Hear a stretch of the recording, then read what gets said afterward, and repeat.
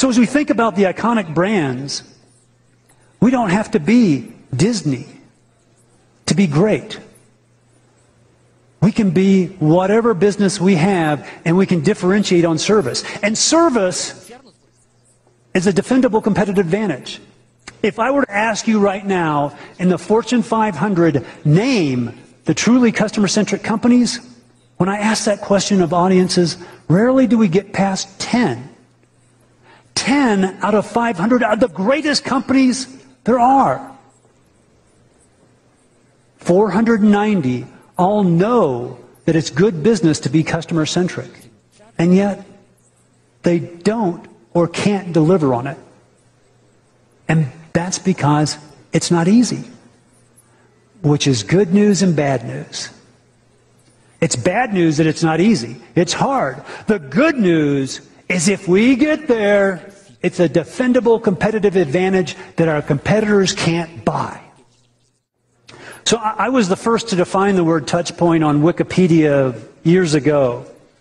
And my first definition had the physical, communication, and human elements. But I went to a movie one day, and I walked into the movie theater, and they were popping popcorn, and I smelled the popcorn.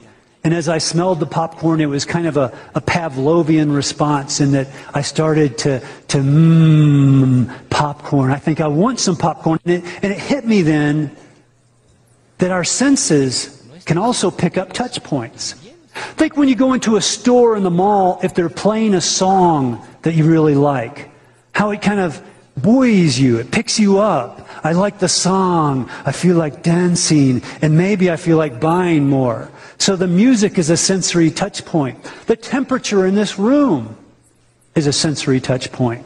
So as we think about the power of touch points, and we think about the touch points that our customers have with us, physical, communication, human, and sensory, we need to build the competency of identifying the touch points, understanding what customers and the experiences they're having at each of those touch points, and then designing a future state full of valued touch points, designing those touch points through the lens of who are we and what are we about, our identity, designing the touch points through the lens of what information do we have from our customers that would help make this touch point customer-centric, through the lens of what's our long-term strategy, where is our organization going, the lens of what's the goal of this touch point. So this needs to be a competency, and it's not a project that you stop and start. The ability to map touch points, to map the current state, and then design a future state full of valued touch points is not something you start today and end tomorrow. It's a competency, and that's a difference. We need to build that as something we as our organizations do every day. Value touchpoint mapping never, ever, ever stops, because in your organization, you're adding new touch points every day. You're creating new products and new services. And so we need to be able to inventory and map our touch points, and you do it kind of by experiences. We don't have to map the whole holistic journey at one time. Take a small piece of it. Do a pilot. When you have your identity, who we are and what we're about, and your long-term strategy done, and when you're collecting intelligence, going to the right people, the right time, the right information, when those two converge into your value touchpoint mapping, that's when the magic happens.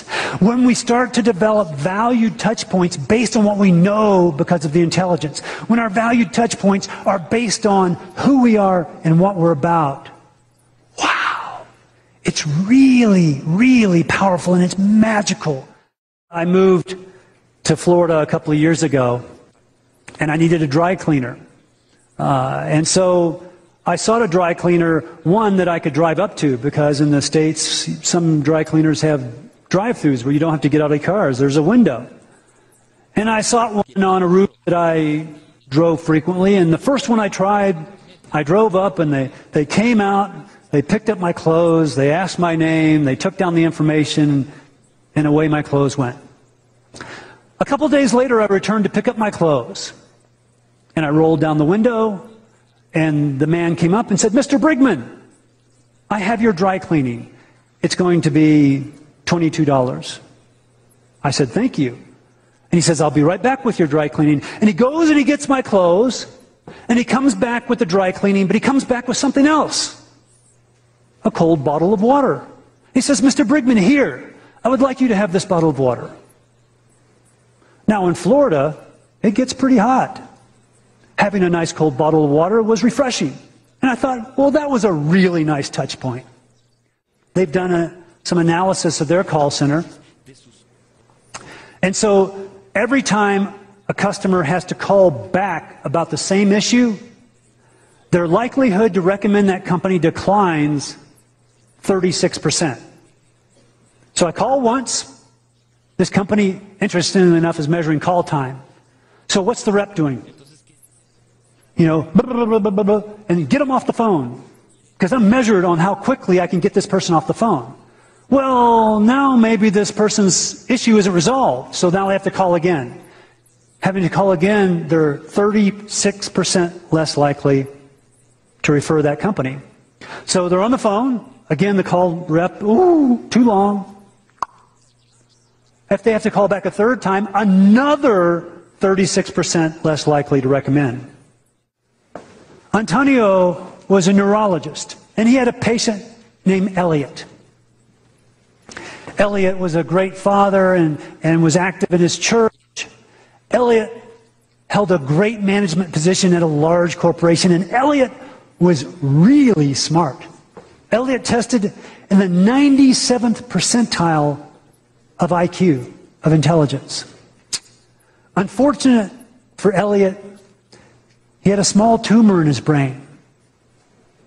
It was in his cortex by the frontal lobe. And it had to be removed.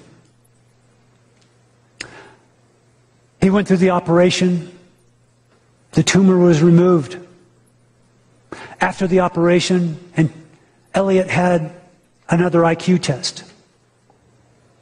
Elliot again scored in the 97th percentile for intelligence. But all wasn't right with Elliot. The area of the brain that housed the tumor, the area of the brain that had to be removed, was the area that integrates visceral emotions into the decision-making process. This smart man, this man who helped run his family, who helped at the church, who made decisions every day as a manager at a great corporation, could no longer make a decision. By removing emotions, Elliot couldn't make a decision despite how smart he was. So one of the keys to success, one of the keys of valued touch points, one of the things we have to remember is that it's an emotional connection that helps our customers choose us. It's our ability to connect on an emotional level that will help us get and keep our customers.